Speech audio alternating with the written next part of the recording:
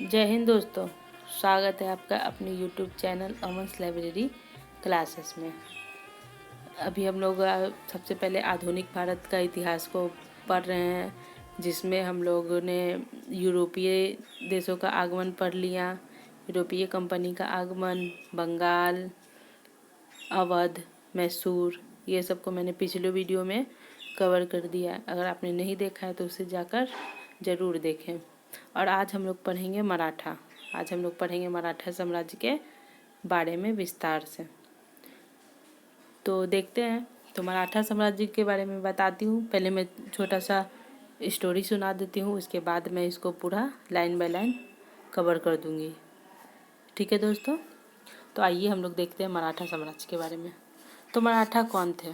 सबसे पहले सवाल आता है मराठा कौन थे। तो मराठों के जो पूर्वज थे वो कौन थे? तो आज मैं बताती हूँ। मराठों के पूर्वज जो थे ना, राजस्थान के सिसोदिया वंश के राजपूत थे। मराठों के पूर्वज कौन थे? तो राजस्थान के सिसोदिया वंश के राजपूत थे। तो अब मराठा साम्राज्य की स्थापना किसने की? तो मराठा साम्राज्य की स्थापना जो की है बहुत, उनका नाम था छत्रपति शिवाजी महाराज। मराठा साम्राज्य की स्थापना किसने की? छत्रपति शिवाजी महाराज। तो आइए हम लोग छत्रपति शिवाजी के बारे में देखते हैं। अब मैं इसको शॉर्ट में बता रही हूँ, फिर मैं इसे लाइन बाय लाइन पढ़ दूँगी। तो छत्रपति शिवाजी के बारे में देखते हैं। तो उनका जन्म 20 अप्रैल 1627 ईस्वी में हुआ था। कहाँ हुआ था? तो पूना के निकट एक सिवनेर नामक स्थान है, वहीं पर हुआ था। ठीक है दोस्तों। इनके पिता का नाम क्या था? तो इनके पिता का नाम शाहजी भोसले था। इनकी माता का नाम क्या था? तो जीजाबाई था। इनकी माता का नाम जीजाबाई था। और इनके दो गुरु हुए। इनके पहले गुरु थे कोंडदेव। इनके पहले गुरु थे कोंडदेव और एक आध्यात्मिक गुरु थे। उनका नाम क्या था? रामदास। ठीक है। और उनकी एक सौतेली माँ थी, उनका नाम था तुकाबाई। ठीक है दोस्तों। और इनके जीवन पर जो था ना, इनका सर्वाधिक प्रभाव जो था ना, इनकी माता का था। माता का क्या नाम था दोस्तों? अभी मैंने बताया, जीजाबाई। ठीक है। और उनके एक गुरु जो कोंडदेव थे, उनका प्रभाव था इनके जीवन पर, सर्वाधिक प्रभाव था इनके माता जीजाबाई और गुरु कोंडदेव का था। ठीक है दोस्तों। आगे देखते उन्होंने क्या क्या किया। तो शिवाजी का जो लक्ष्य था वो था दक्षिण भारत में जो था ना, मुस्लिम शासक थे। दक्षिण भारत में जो मुस्लिम शासक थे, उनके स्थान पर जो है ना, उनको हिंदू साम्राज्य खड़ा करना था। तो क्या करना था छत्रपति शिवाजी महाराज को? कि दक्षिण भारत में मुस्लिम शासक के स्थान पर हिंदू साम्राज्य खड़ा करना चाहते थे। ठीक है। इसके लिए उन्होंने काफ़ी सारे युद्ध किए। आइए युद्ध को भी देखते हैं किस तरह से किए। तो उन्होंने युद्ध में क्या किया था? गुरिल्ला पद्धति का प्रयोग किया था। युद्ध में उन्होंने क्या किया? तो गुरिल्ला पद्धति का प्रयोग किया था। अब देख, गुरिल्ला पद्धति उन्होंने सीखा किससे? ठीक है दोस्तों। तो गुरिल्ला पद्धति को उन्होंने सीखा था, अहमदनगर के एक शासक थे, मलिक अंबर। अहमदनगर के शासक कौन थे? मलिक अंबर। उनसे ही इन्होंने, छत्रपति शिवाजी ने गुरिल्ला पद्धति सीखा था। तो अब गुरिल्ला पद्धति क्या था? तो गुरिल्ला पद्धति के बारे में देखते हैं हम लोग। तो वो कुछ नहीं, एक छिप छिप कर वार किया जाता था। गुरिल्ला पद्धति में कैसे क्या किया जाता था? तो छिप छिप कर वार किया जाता था। जैसे एग्जाम्पल में मेघालय में आपका गारो खासी जयंतिया पहाड़ है। ठीक है दोस्तों। तो वहीं पे पहाड़ का शेप कुछ इस तरह का था कि मतलब कि छुप छुप कर वार करते थे, पहाड़ के पीछे छुप जाते थे। फिर जब दुश्मन आगे आता था तो फिर वहाँ से निकल कर अटैक करते थे। ठीक है। तो इसी को हम लोग क्या कहते हैं? गुरिल्ला पद्धति को शॉर्ट में कह सकते हैं छिप छिप कर वार करना। ठीक है दोस्तों। और देखते हैं इनके बारे में। इनका जो पहला सैन्य अभियान था, छत्रपति शिवाजी महाराज का पहला सैन्य अभियान किसके विरुद्ध था? तो बीजापुर के विरुद्ध था। शिवाजी महाराज का पहला सैन्य अभ्यास बीजापुर के विरुद्ध था। कब किया था इन्होंने पहला विरुद्ध अभियान? कब किया था? तो 1643 में किया था। सबसे पहला सैन्य अभियान इनका हुआ था आपका 1643 में, बीजापुर के विरुद्ध में किए थे। ठीक है। और इसके बाद क्या किया उन्होंने? 1664 में जो है शिवाजी ने क्या कर दिया? तो सूरत को पहली बार लूट लिया। क्या किया? 1664 में शिवाजी ने सूरत को लूटा। कब? पहली बार लूटा था सूरत को। फिर उसके बाद क्या किया ना कि शिवाजी और जयसिंह के बीच एक युद्ध हुआ था। एक संधि हुआ था। शिवाजी, छत्रपति शिवाजी महाराज और जयसिंह के बीच जो है आपका पुरंदर का संधि हुआ था। अब पुरंदर का संधि कब हुआ था? तो 5 जून 1665 को छत्रपति और जयसिंह के बीच, छत्रपति शिवाजी और जयसिंह के बीच पुरंदर की संधि हुई थी। तो अब पुरंदर की संधि में क्या हुआ था देखते हैं। तो पुरंदर की संधि में क्या हुआ था ना कि शिवाजी को अपने जीते हुए टोटल 35 किलो में से जो है ना 23 किला जो है मुगलों को लौटाना पड़ा था। ये सवाल पूछ सकता है दोस्तों कि पुरंदर की संधि में क्या हुआ था। तो क्या हुआ, तो क्या करना पड़ा था छत्रपति शिवाजी को? तो अपने 35 किलो में से जो है 23 किला मुगलों को लौटाना पड़ा था। फिर इसी के समय क्या हुआ था, शिवाजी जो थे अपने पुत्र संभाजी को, आगे हम बताएंगे उनका कितने पुत्र थे क्या थे। तो इसी के बीच क्या किया, उनके अपने पुत्र संभाजी को जो है ना औरंगजेब की सेवा में भेज दिया था। ठीक है, इसी के समय पुरंदर की संधि के बाद ही संभाजी को औरंगजेब की सेवा में भेज दिए। और फिर जो है ना खुद 1666 में औरंगजेब से मिलने गए थे। ठीक है, फिर जो है 1666 में वो क्या औरंगजेब से मिलने गए थे, लेकिन उनके साथ क्या वहाँ पे जो है ना उनके साथ अनुचित व्यवहार किया गया था।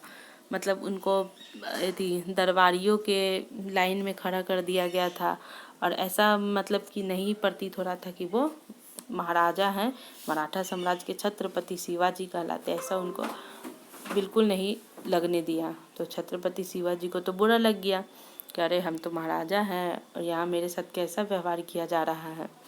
तो फिर क्या किया था, इन्होंने विरोध किया। तो इसके बाद क्या किया थी औरंगजेब की सेना ने क्या किया, फिर उनको धोखे से क्या कर दिया, कैद कर लिया और फिर उनको जयपुरी के महल में, जो कि आगरा में है आपका, जयपुरी महल में जो कि आगरा में, उसमें क्या कर दिया, कैद कर दिया उनको। ठीक है दोस्तों, फिर क्या किए थे, अब शिवाजी को वहाँ से तो भागना था। फिर शिवाजी वहाँ से जो है ना भेष बदल कर, ठीक है, भेष बदल कर एक बूढ़ा व्यक्ति के रूप में, बूढ़ा व्यक्ति बनकर भेष बदल कर दाढ़ी वाड़ी बढ़ाकर क्या किए, वहाँ से एक फलों की टोकरी में बैठकर वहाँ से भाग गए। ठीक है दोस्तों, अब फिर क्या किए 1670 में जाकर के ना वो दोबारा सूरत को लूट लिए।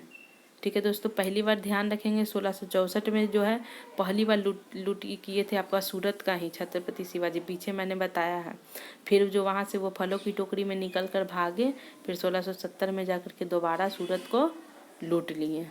ठीक है दोस्तों, ईस्वी इसका सबको ध्यान रखेंगे क्योंकि ईस्वी यहाँ से पूछ सकता है।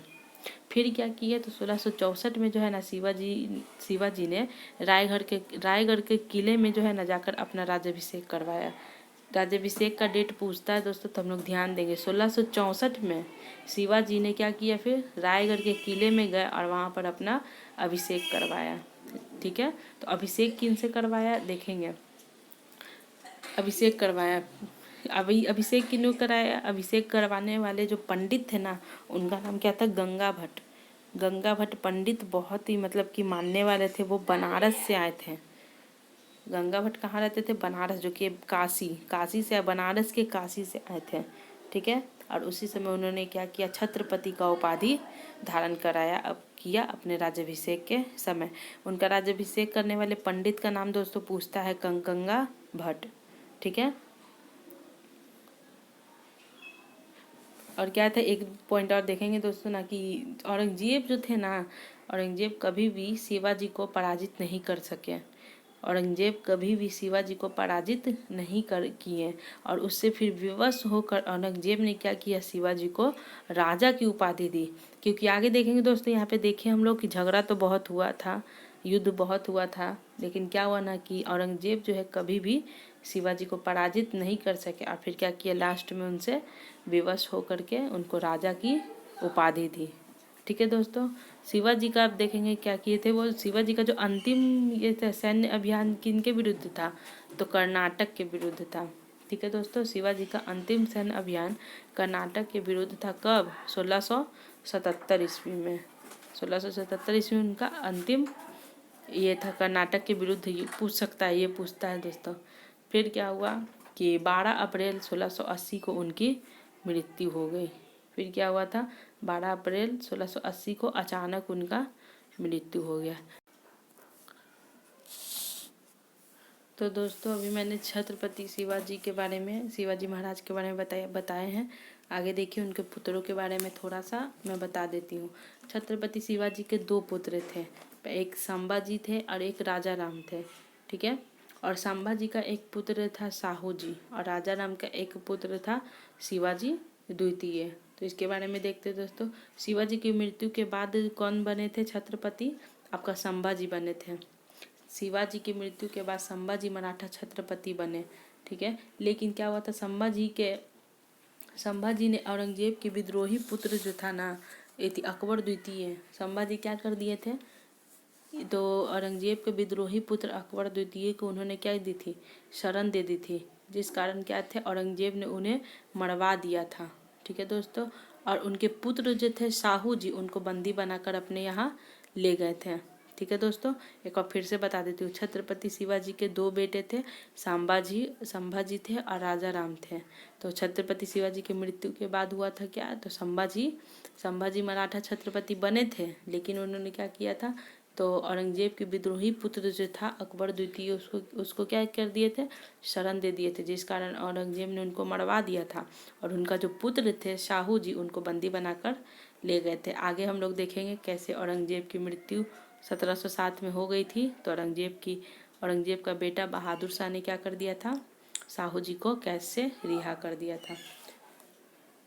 संभाजी के बाद जो है क्या हुआ था, फिर राजा राम शासन करने लगे। जो भी बताएं कि 2 पुत्र थे, संभाजी और राजा राम। तो संभाजी को तो कैद कर लिया, तो उसके बाद क्या किया, राजा राम जो थे शासक बना। लेकिन क्या हुआ था, 1700 में उसका भी मृत्यु हो गया। 1700 में क्या हुआ, राजा राम की मृत्यु हो गई, ठीक है। फिर उनकी पत्नी जो थी ताराबाई, जो थे, उनके अल्प आयु पुत्र था कौन, शिवाजी द्वितीय का शासन बना दिया, क्या कर दिए।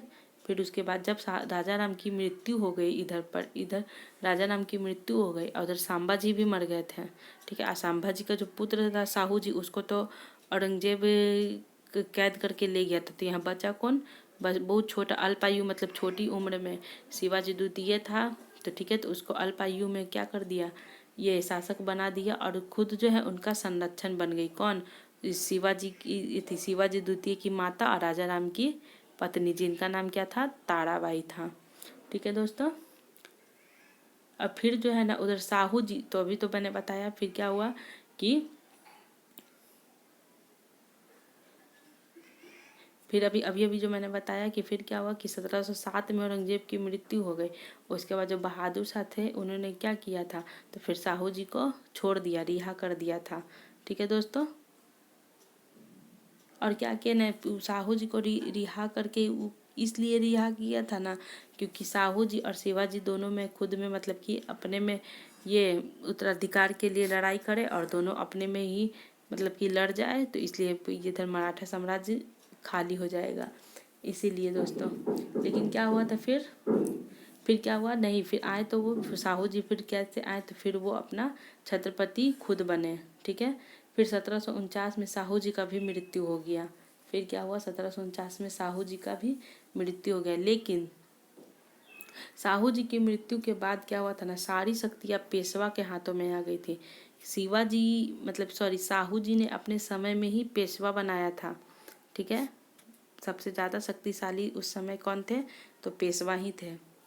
अब पेशवा कौन थे, तो जो शिवाजी ने है ना अष्ट प्रधान बनाया था, उसमें महत्वपूर्ण जो एक पद था प्रधानमंत्री के जैसा, वो किनका पद था, पेशवा का था।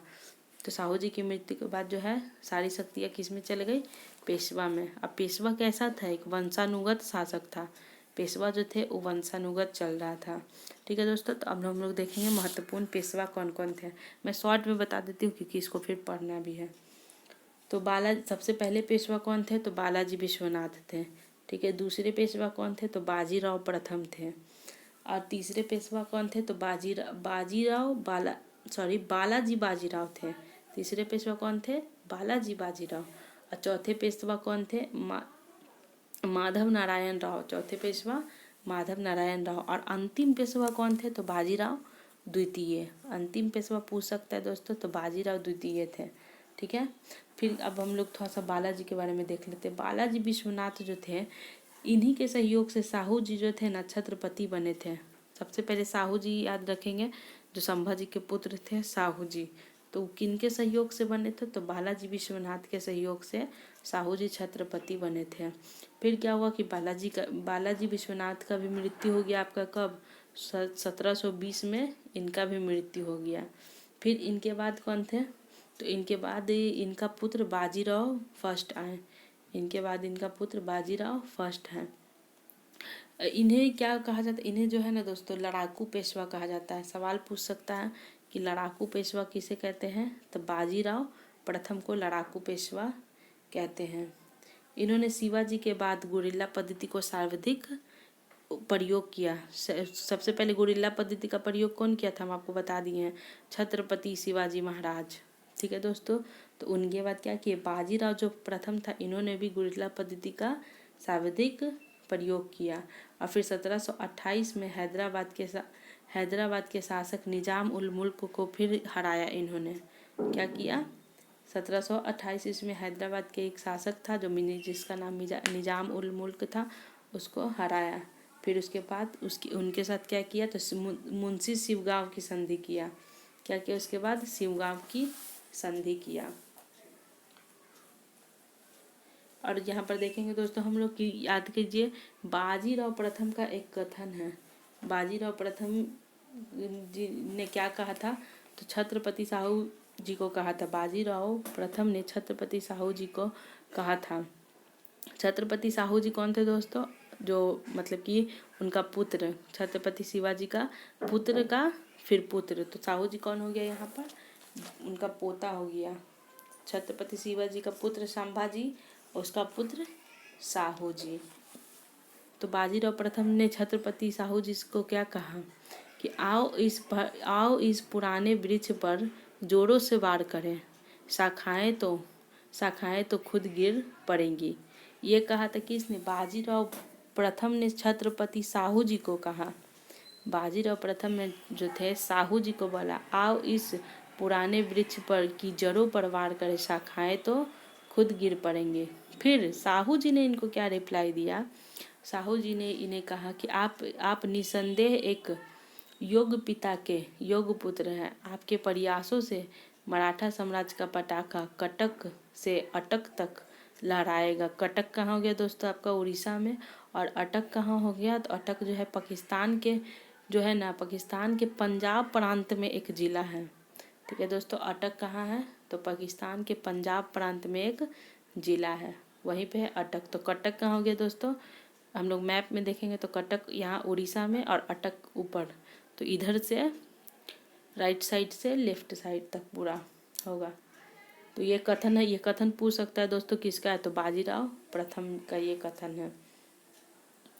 और इन्हीं बाजीराव का जो है ना संबंध मस्तानी से दिखाया गया है, जो हम लोग मूवी में भी देखे हैं। तो इसी बाजीराव का संबंध मस्तानी नामक एक मुस्लिम महिला के साथ दिखाया गया है। ठीक है दोस्तों, तो फिर क्या था, साहू जी ने बाजीराव के साथ में ही पूरे मराठा साम्राज्य को 5 परिसंघों में बांट दिया था। साहू जी के समय ही, साहू जी जब थे जीवित उसी के समय में, बाजीराव के समय में ही पूरे मराठा साम्राज्य को 5 भागों में बांटा था। आगे इसके बारे में देखेंगे। बड़ौदा के कौन थे, गायकवाड़ थे। पूना के पेशवा और नागपुर के भोसले और इंदौर के होलकर और ग्वालियर के सिंधिया। ठीक है दोस्तों, ये आपको पूछ सकता है कि इसके समय में ही, तो साहू जी महाराज अपने समय में ही, बाजीराव और साहू जी महाराज के समय में ही ये जो है 5 भागों में बांट दिया गया था। तो इसके बाद कौन है दोस्तों, बालाजी बाजीराव के बारे में हम लोग देख लिए। नहीं, अभी तो हम लोग इसके बारे में देखे, बाजीराव प्रथम के बारे में देखे हम लोग, बाजीराव प्रथम के बारे में देखे। अब हम लोग बालाजी बाजीराव के बारे में, अभी हम लोग दोस्तों देखे बाजीराव प्रथम के बारे में देखें, आगे बालाजी बाजीराव के बारे में देखते हैं। तो बालाजी बाजीराव को जो है नाना साहब के नाम से भी जाना जाता है। बालाजी बाजीराव को क्या, नाना साहब के नाम से भी जाना जाता है। और इन्हीं के समय मराठा साम्राज्य था सर्वाधिक विस्तार हुआ था। पूछ सकता है किसके समय सर्वाधिक विस्तार हुआ था, तो इन्हीं के समय, बालाजी बाजीराव के समय ही शाब्दिक विस्तार हुआ था। बालाजी बाजीराव को जो थे शिवाजी के बाद दूसरा संस्थापक कहा जाता है। छत्रपति शिवाजी के बाद जो है बालाजी बाजीराव को ही दूसरा संस्थापक कहा जाता है। फिर जो है 1749 में छत्रपति साहू जी महाराज का मृत्यु हो गया। किसका? छत्रपति साहू जी महाराज का मृत्यु हो गया था 1749 में। और फिर क्या हुआ था? संगोले की संधि के तहत जो था ना छत्रपति के पद को समाप्त कर दिया गया। फिर क्या हुआ? संगोले की संधि के तहत छत्रपति को समाप्त कर दिया गया। अब पूरे साम्राज्य में क्या हो गया? पेशवा के अधीन हो गया। पूरा साम्राज्य कौन था? क्या चीज मतलब पेशवा के अधीन हो गया। कैसे? पूरा साम्राज्य। ठीक है दोस्तों। फिर इसके बाद हम लोग देखेंगे, इसी के बारे में आगे देखते हैं दोस्तों। इसी के समय जो आपका बालाजी बाजीराव के, बहुत इंपॉर्टेंट है ये वाला दोस्तों, बालाजी बाजीराव के ही समय जो है ना 1761 में अफगान सेनापति जो थे अहमद शाह अब्दाली और मराठों के बीच पानीपत का तृतीय युद्ध हुआ था। बहुत इंपॉर्टेंट है दोस्तों, याद कर लीजिए। एकदम पूछता है कि 1761 में किसके बीच हुआ था? तो अफगान सेनापति अहमद शाह अब्दाली और मराठा।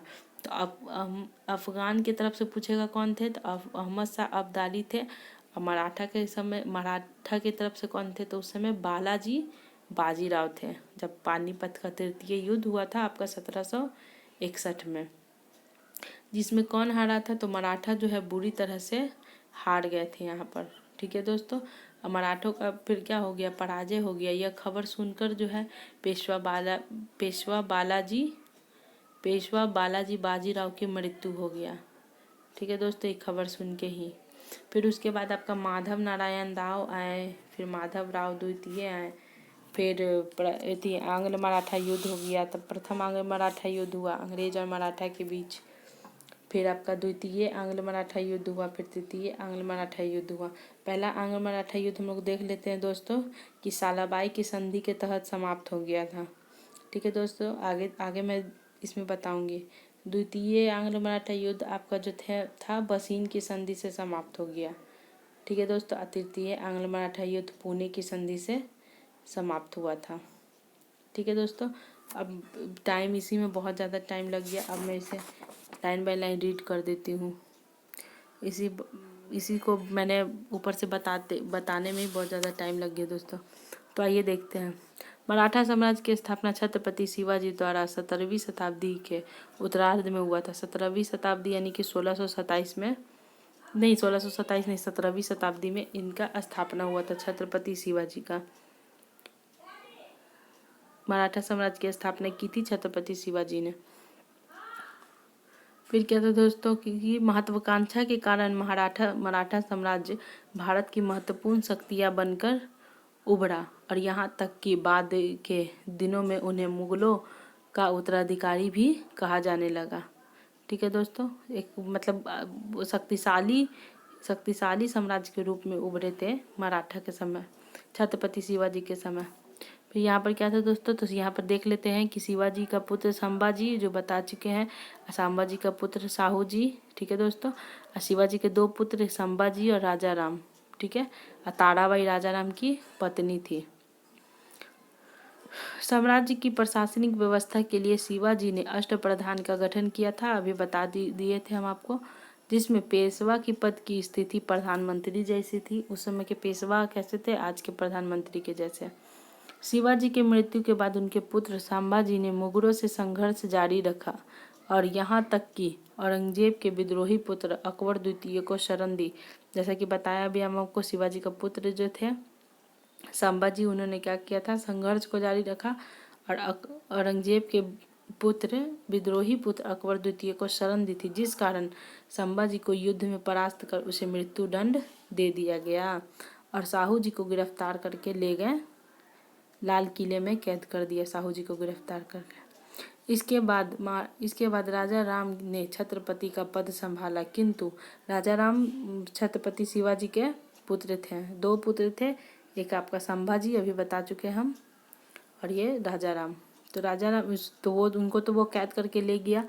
तो इसके बाद देखेंगे दोस्तों, राजा राम ने छत्रपति का पद संभाला, लेकिन वे कभी भी स्थिरता से राजगद्दी पर ना बैठ सका और मुगलों के हमले के क्रम में इधर उधर भागता रहा।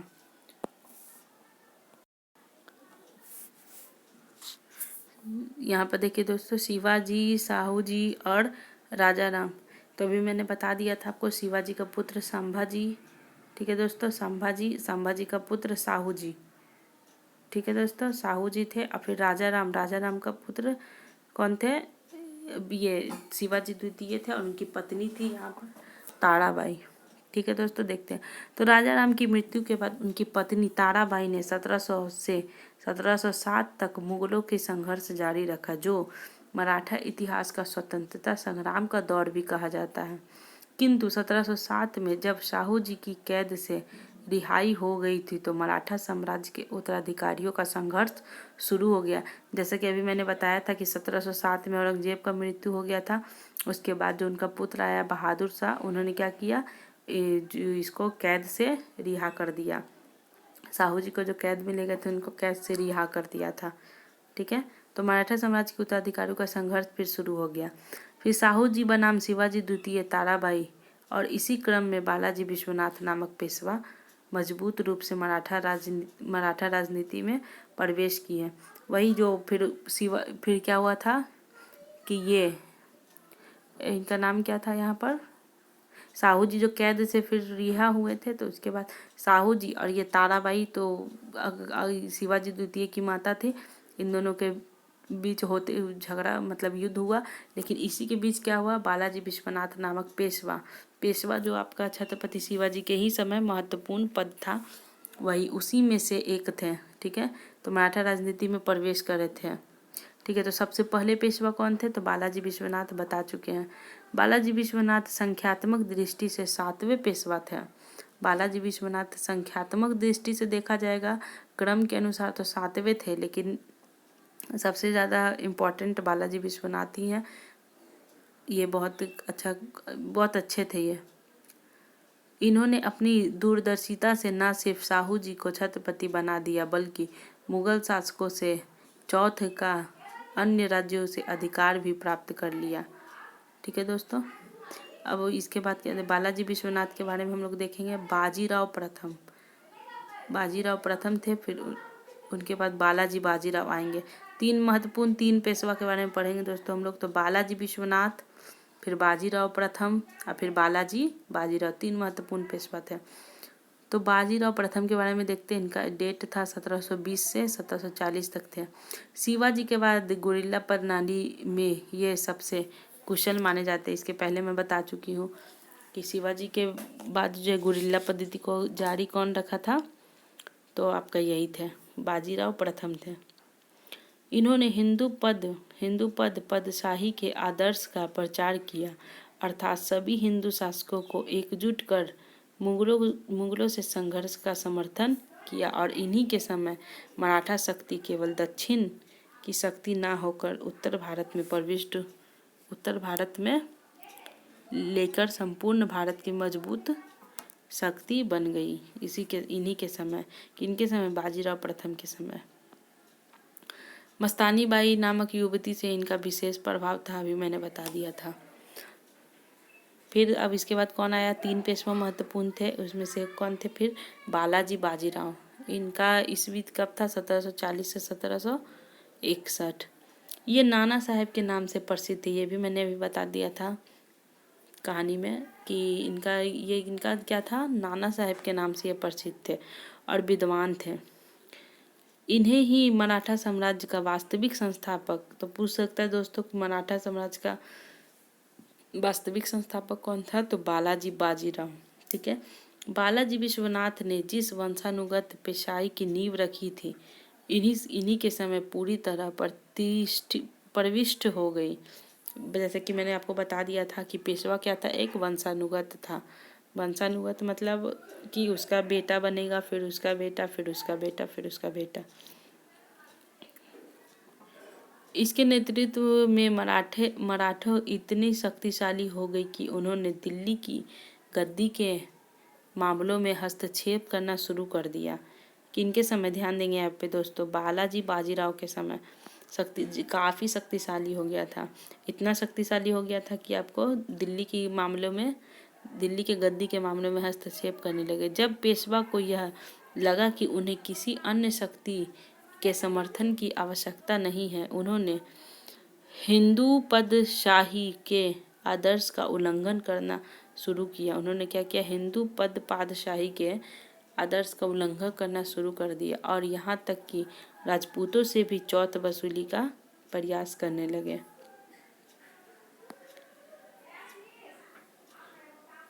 दिल्ली की गद्दी के हस्तक्षेप के क्रम में मराठों का संरक्षण मुगल सम्राट के लिए महत्वपूर्ण होने लगा और इसी के बाद अन्य क्षेत्र में भी मराठे अपनी भूमिका को बढ़ाने लगे और इसी के क्रम में उन्होंने पंजाब पर आक्रमण किया, जहां अहमद शाह अब्दाली का प्रतिनिधित्व तैमूर पुत्र अहमद शाह का शासक बना। मराठों ने उन्हें हराकर अपना प्रतिनिधि शासक नियुक्त कर दिया, जिससे कि दो महत्वाकांक्षी शक्तियों के बीच संघर्ष अवश्य भावी दिखने लगी। यहाँ फिर देखते हैं दोस्तों, यहाँ यही विषय मराठों और अफगानों के बीच युद्ध का कारण बना। अभी मैंने बताया आपको कि इसी के समय मराठा और अफगान के बीच हुआ था 1761 का पानीपत का युद्ध। पूछ सकता है दोस्तों कि मराठा की तरफ से पानीपत के तृतीय युद्ध में कौन थे? तो अभी मैंने बता दिया था दोस्तों, यहाँ पर हमारे तीसरे पेशवा कौन थे? बालाजी बाजीराव। ठीक है दोस्तों, इस युद्ध में स्थानीय क्षेत्रीय मुस्लिम शक्तियों ने अब्दाली का साथ दिया। वहाँ के जो क्षेत्रीय शक्ति थे उसने किसका? अब्दाली का साथ दिया, जैसे रुहेल आदि। किंतु मराठों को चौथ वसूली और उनकी हंडवादिता के कारण कोई भी हिंदू शक्ति मराठों के साथ खड़ी नहीं हुई।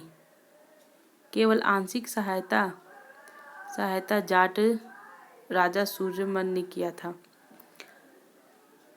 मराठा सेना का नेतृत्व सेनापति सदाशिव राव ने किया, जो अदूर शक्ति न जिद्दी सेनापति साबित हुआ। उसके किले प्रमुख नेता की सलाह न मानकर मराठों का प्रत्यक्ष युद्ध में सौंप दिया और महीनों तक तो ये सेनाएं बिना युद्ध के ही आमने सामने खड़ी रही और अंततः खास सामग्री की कमी और अन्य परिस्थिति के विवश होकर मराठे ने युद्ध आरंभ किया। अब देखते दोस्तों, मराठों की ओर से तोपखाने का नेतृत्व इलाही गार्दी ने किया था। इस युद्ध में मराठों को कड़ी शिकस्त मिली और उन्हें अत्यधिक जान माल की क्षति उठानी पड़ी और इस युद्ध के बाद यह कहा जाने लगा कि यह तो निश्चय नहीं है कि मराठा प्रशासक कौन करेगा, पर यह निश्चित हो गया कि अब भारत प्रशासक कौन नहीं करेगा। आगे देखते हैं दोस्तों हम लोग। माधवराव के बारे में उतना कुछ पढ़ना नहीं है, पूछता नहीं है आपका एग्जामिनेशन। विशेष में देख लेते हैं हम लोग। नाना साहब के पेशवाई के दौरान मराठा शक्ति एक संघीय ढांचे के रूप में उभरी, जिसमें केंद्रीय शक्ति के रूप में पूना के पेशवा था। केंद्रीय शक्ति के रूप में कौन थे दोस्तों? हम लोग ध्यान देंगे, पूना के पेशवा। अब यहाँ पे आइए, जो बट गया था दोस्तों, ये मैंने बता दिया था आपको कि ये समय बटा था। तो पूना के कौन थे? पेशवा थे। बड़ौदा के गायकवाड़ थे, इंदौर के होलकर थे, नागपुर के भोसले थे और ग्वालियर के सिंधिया थे। बता दिए दोस्तों हम आपको ये पहले भी। अब देखते दोस्तों आंग्ल मराठा युद्ध की पृष्ठभूमि। आंग्ल मराठा युद्ध जो 3 हुआ था, मैंने आपको बताया था, उसी के बारे में यहाँ पर देख लेते दोस्तों थोड़ा सा। बस अब थोड़ा ही सा है दोस्तों। आंग्ल मराठा युद्ध देख लेते हैं। तो 1761 के पानीपत के तृतीय युद्ध की कड़ी शिकस्त के बाद मराठे शीघ्र ही पुनः शक्तिशाली बनकर उभरे और यहाँ तक कि हैदर जैसे सेनापति से भी चौथ वसूली की। किंतु माधव राव की आकस्मिक मृत्यु के बाद रघुनाथ राव की गद्दी को आकांक्षा ने उसे षड्यंत्रकारी षड्यंत्रकारी दिया और उसे नियुक्त पेशवा नारायण राव को जहर दे दिया। नाना फडणवीस व महादजी सिंधिया के नेतृत्व में ताराबाई परिषद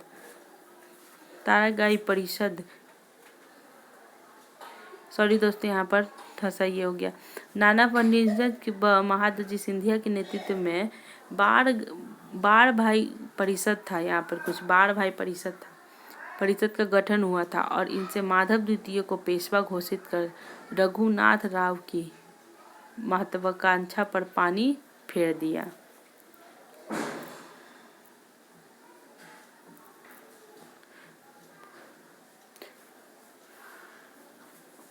राघोबा इन परिस्थिति में अंग्रेजों की मदद के लिए पहुंचे और 1775 में इन्होंने सूरत की संधि की और इसी प्रथम आंग्ल मराठा युद्ध का कारण बना।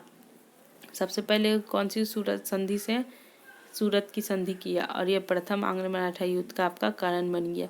1775 से 1782 ईस्वी तक चला प्रथम आंग्ल मराठा युद्ध। कई जहाज़ों पर मराठों ने अंग्रेजों की शिकस्त दी और अंततः 1782 में सालाबाई की संधि से युद्ध विराम हुआ। अभी मैं बता दिया था दोस्तों, सालाबाई की संधि से पहला आंग्ल मराठा युद्ध खत्म हुआ। फिर देखते दोस्तों, बाजीराव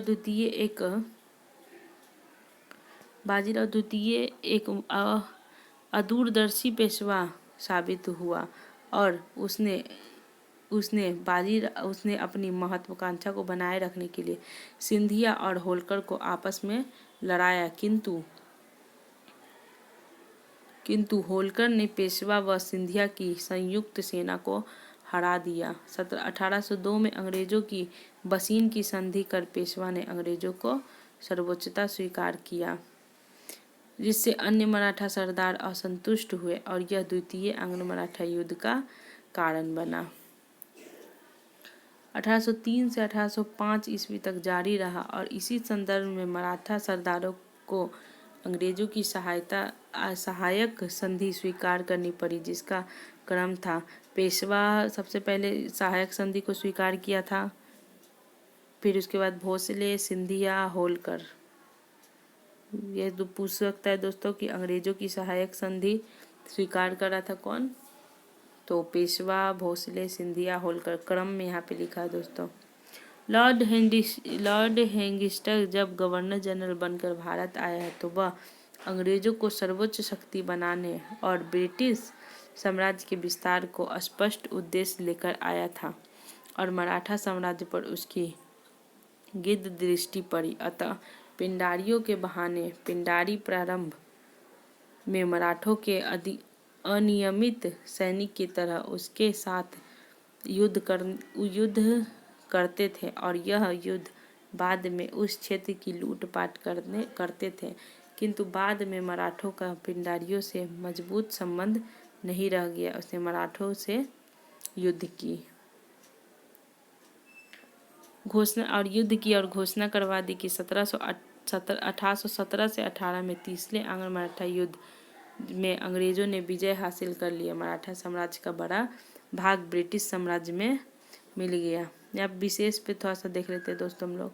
मराठा साम्राज्य के राजस्व में कृषि के अतिरिक्त चौथ व सरदेशमुखी का भी विशिष्ट स्थान था। सामान्यतः पड़ोसी राज्यों से उनके राजस्व का 1/4 भाग चौथ तथा मराठा सरदारों से प्रमुख सरदार के रूप में उनकी आय का 1/10 भाग लेना सरदेशमुखी कहलाता था। यहाँ पर युद्ध देख लेते दोस्तों हम लोग। प्रथम आंग्ल मराठा युद्ध कब हुआ था? 1775 से 82 सालाबाई की संधि से समाप्त हुआ था। द्वितीय आंग्ल मराठा युद्ध 1803 से 1805 सहायक संधि इसी में हुआ था और ये बसीन की संधि से समाप्त हुआ था। तृतीय 1817 से 1818 मराठा इसमें बड़ा ब्रिटिश में मिल गया था और ये पुणे की संधि से समाप्त हुआ था। ठीक है दोस्तों, तो यहाँ पर तो मराठा हम लोग का कंप्लीट हो चुका है। आगे हम लोग इसके बाद हम लोग क्या पढ़ेंगे? हैदराबाद के बारे में पढ़ेंगे, त्रावणकोर के बारे में पढ़ेंगे, जयसिंह के बारे में पढ़ेंगे। आगे हम लोग देखेंगे इसके बारे में दोस्तों। तो आज का वीडियो यहीं तक रहेगा कि इसमें मैंने पूरे मराठा के बारे में बता दिया है, कैसे कैसे कौन आए, छत्रपति शिवाजी के महाराज के बारे में बताया, फिर उनके पुत्रों के बारे में बताया। तो आप इस वीडियो को ज़रूर देखें। अगर आपको अच्छा लगे तो अपने दोस्तों को शेयर करें, लाइक करें, कमेंट करें। थैंक यू दोस्तों।